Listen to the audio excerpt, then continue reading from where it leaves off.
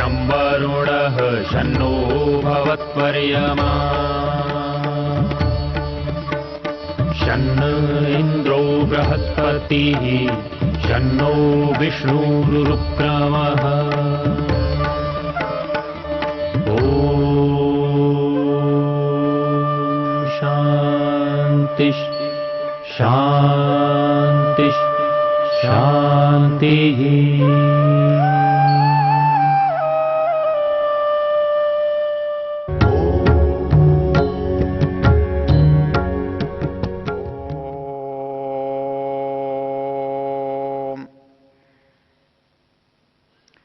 इस वेद ज्ञान की चर्चा में हम ऋग्वेद के 10वें मंडल के 34वें सूक्त की चर्चा कर रहे हैं और उस सूक्त का नाम अक्ष सूक्त है।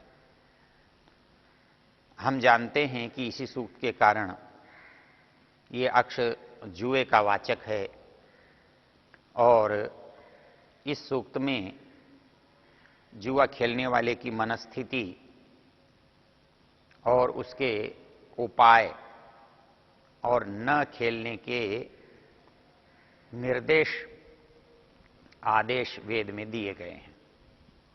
हम मंत्र देख रहे थे, अन्ये जायाम परिमृशन्त्यस्य यस्यागृधद्वेदने वाज्यक्षः पिता माता भ्रातर एनमाहु न जानीमो नयता बद्धमेतम। अर्थात कि जो जुआरी व्यक्ति होता है उसके परिवारजन उनसे बहुत कष्ट पाते हैं। अन्य जायाम परिमृशन्त्यस्य, हमने पीछे उदाहरण देखा कि युधिष्ठिर की परिवार के लोगों को कितना कष्ट सहना पड़ा, द्रौपदी को दांव पर लगाने का कितना कष्ट सहना पड़ा। तो अन्य जायाम परिमृशन्त्यस्य, यदि कोई व्यक्ति कमजोर हो जाता है तो उसके आश्रित जितने लोग हैं उनकी दुर्दशा होती है, उन्हें दुख सहना पड़ता है। तो ये दुख न सहना पड़े इसलिए हमें ऐसी प्रवृत्तियों से बचना चाहिए। आगे एक बात और रोचक कही है मंत्र में, वो कहते हैं अन्ये जायाम परिमृशन्त्यस्य यस्यागृधद्वेदने वाज्यक्षः, कि जो व्यक्ति जुआ खेलता है, जुए की प्रवृत्ति अपनाता है, वो इतना लोभी हो जाता है कि वो अपने बड़े लोभ को पूरा करने के लिए जुआ खेलने के लिए साधनों को, धन को जुटाता है और वो किसी भी उपाय से जुटाना चाहता है।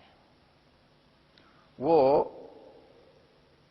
धन कमाने के लिए, धन प्राप्त करने के लिए, ताकि वो जुआ खेल सके, इसके लिए गृधु वो लालची हो जाता है, लालची होकर के चोर हो जाता है, ठग हो जाता है, बेईमान हो जाता है, याचक भिखारी बन जाता है। संस्कृत साहित्य में एक बड़ा सुंदर चित्रण है, उसमें भी धन कमाने के लिए जुआ खेलने की चर्चा है। किसी साधु को किसी दुकान में, किसी होटल में मांस खाते हुए देखा। देखने वाले को बड़ा आश्चर्य हुआ और उन्होंने कहा कि अरे, भिक्षुक साधु होकर के तुम मांसाहार करते हो? तो साधु कहता है, तुम्हें एक बात का पता ही नहीं है, मांसाहार बिना मद्यपान के व्यर्थ है।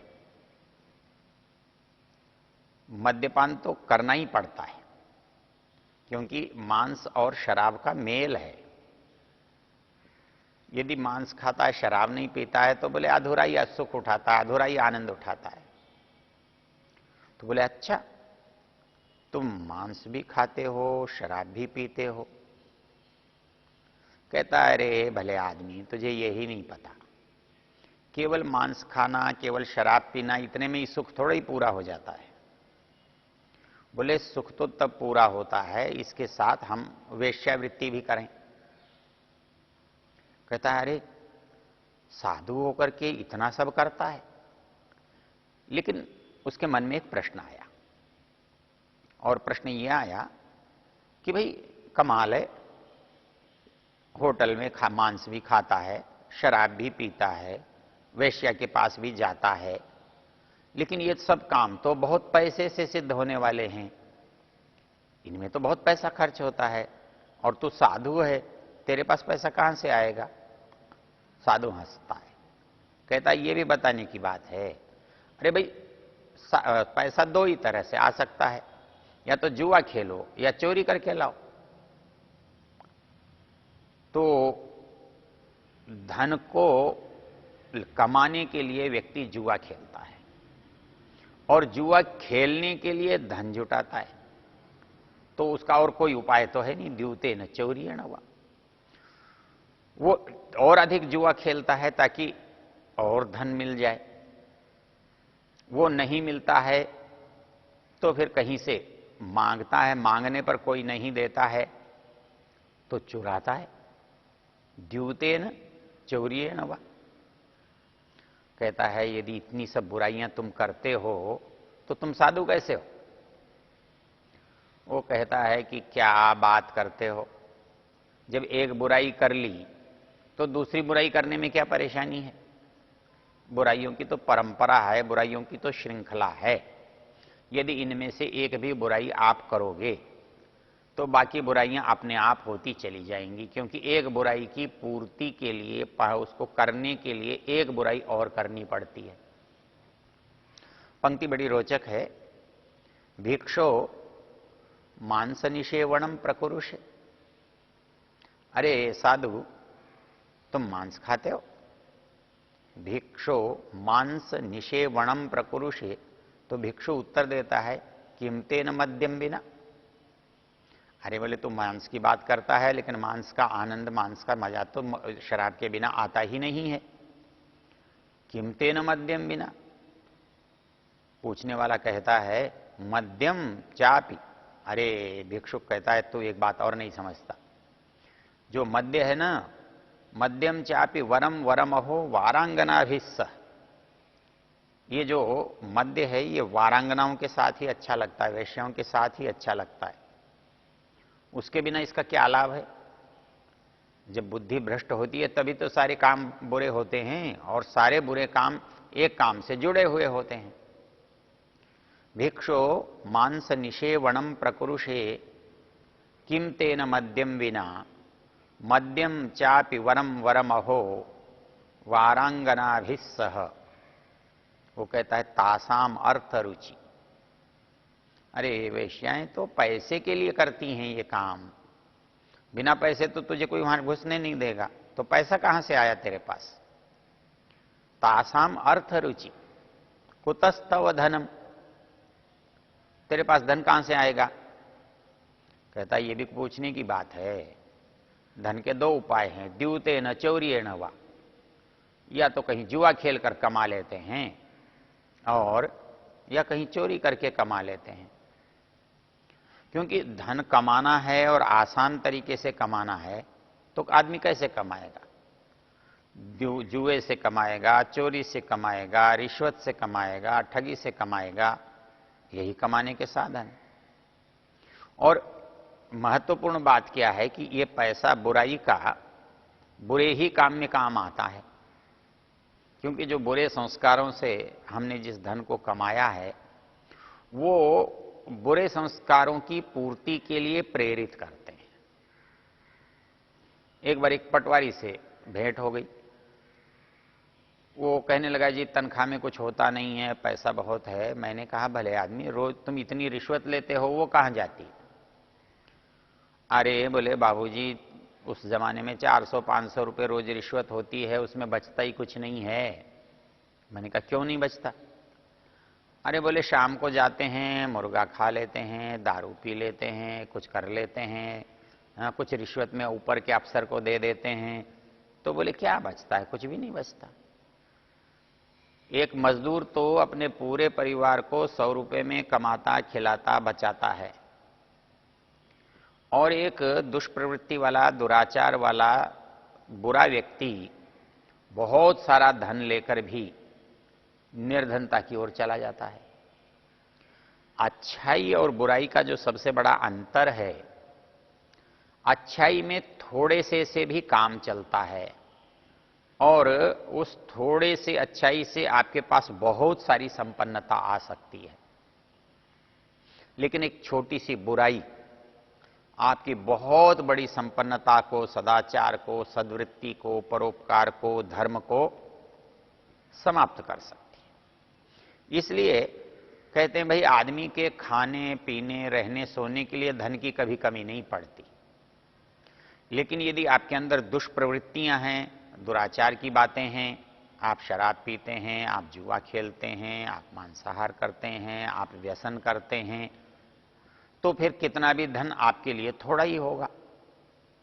तो वो कहता है कि धन कमाने के लिए व्यक्ति जो अधर्म का सहारा लेता है, एक अधर्म तो जुआ खेलता है इसलिए कर रहा है, और दूसरा अधर्म उस जुआ खेलने के लिए जो धन की अपेक्षा है उसे करने के लिए वो या तो जुआ खेलता है, फिर या चोरी करता है और कहीं से लाता है।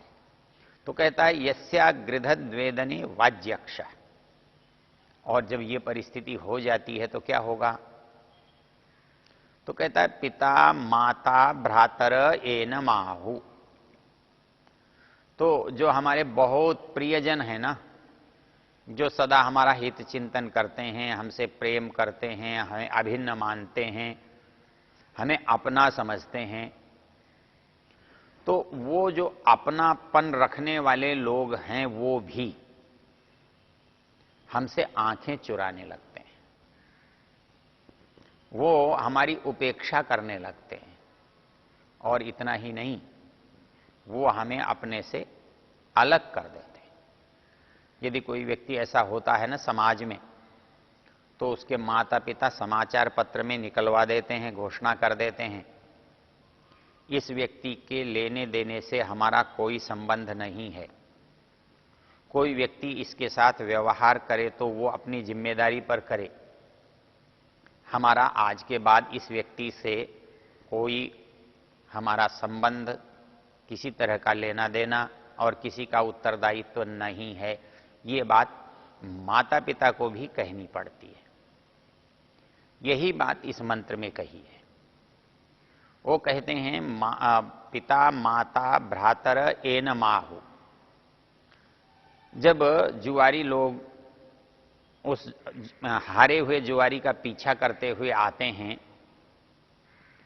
और घर से चाहते हैं कि ये पैसा हार के आया है तो घर वाले दें, तो वो पिता माता भाई लोग क्या कहते हैं? न जानी मो, अरे ये जो जुआरी है ना, इसको हम पहचानते नहीं है, इसका हमारा लेना देना कुछ नहीं है, ये हमारा कुछ लगता नहीं है,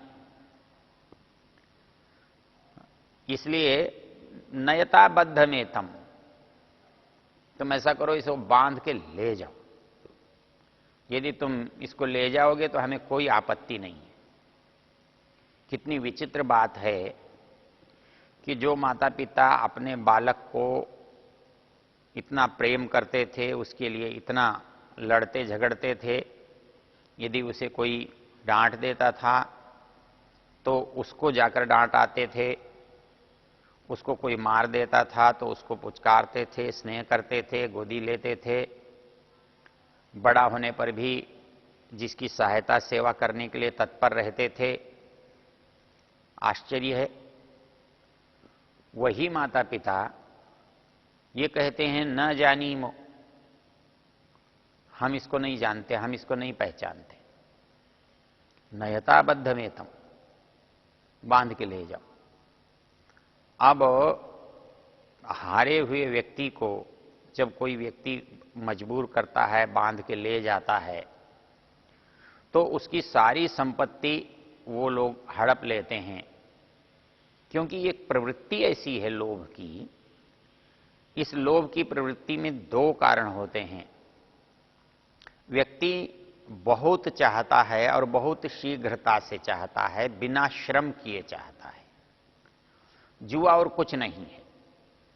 जुआ एक ऐसी लोभ की प्रवृत्ति है जिसमें व्यक्ति बिना श्रम के केवल बैठा हुआ, कुछ बोल करके, कुछ पदार्थ डाल करके बहुत सारे धन का स्वामी बनता है, बनना चाहता है।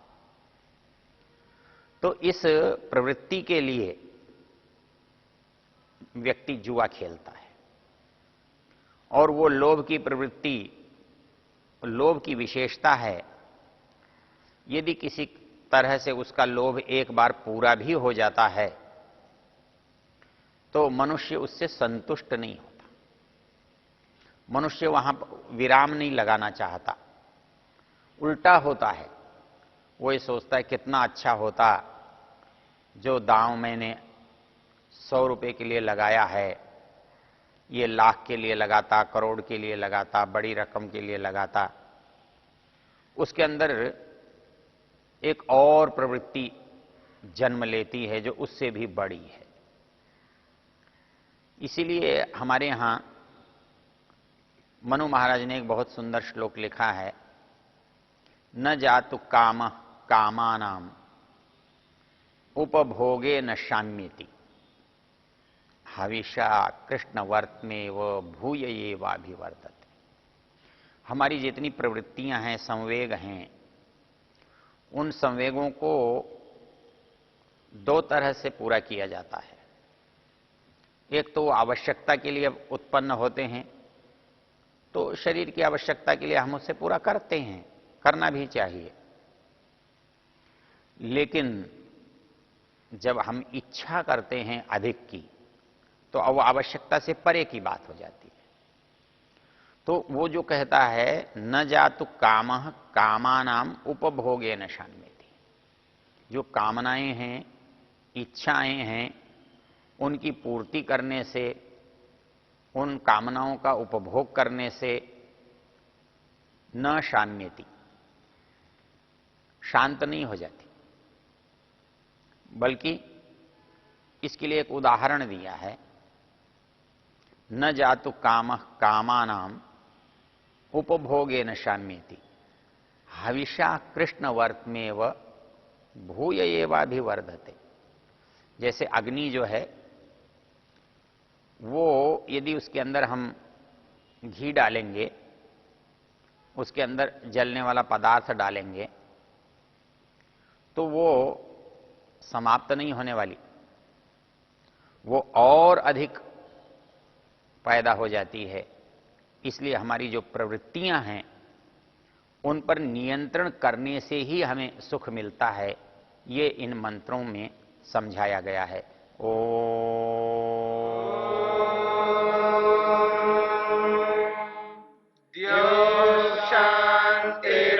शांतिरंतरिक्षं शांतिर्पृथिवी शांतिरापः शांतिरोषधयः शांतिः वनस्पतयः शांतिर्विश्वे देवा शांतिर्ब्रह्म शांति सर्वं शांति शांतिरेव शांति क्षमा शांतिरेधि।